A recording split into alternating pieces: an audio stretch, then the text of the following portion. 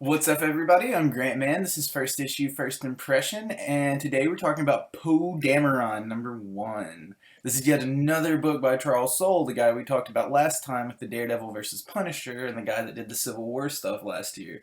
So, it's interesting. I found out also that he's done a couple more Star Wars titles that have been out. So, let's get into it.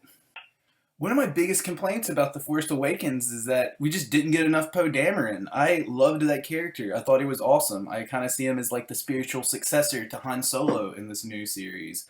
And just didn't get enough of him. I'm hoping there'll be more of that in the next movie. But for now, we have this cool little mini series that Marvel's putting out that is kind of leading up to where Poe was in at the beginning of Force Awakens. And that's cool because we had Shattered Empire that came out last year that pretty much told like how Poe got like conceived and how his parents like had him and were away from each other for a while. It's a cool series. If you hadn't read that, read Star Wars Shattered Empire from last year. But dude, this one's super cool. And one of my favorite things about it is it gives you more insight into the nature of the Resistance and the First Order.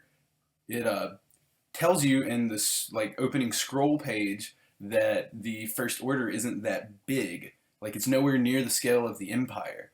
And the Resistance is not really per se a government organization. It's kind of like this militant group led by Princess Leia because she realizes the threat that the First Order poses. Like there's one panel where Poe's like, these guys aren't no Empire, and Leia's just like, yeah, well, they aren't yet. But they could be.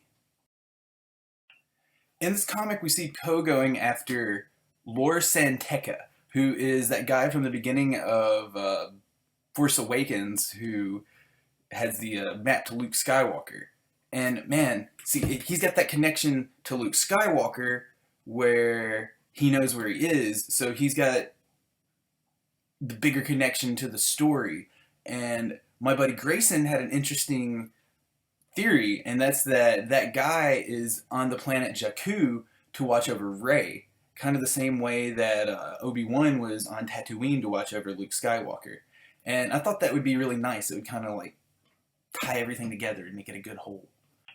This comic is groovy. It's cool. You should pick it up. I really don't do videos on comics I don't like. Like, there's not really that much point in it.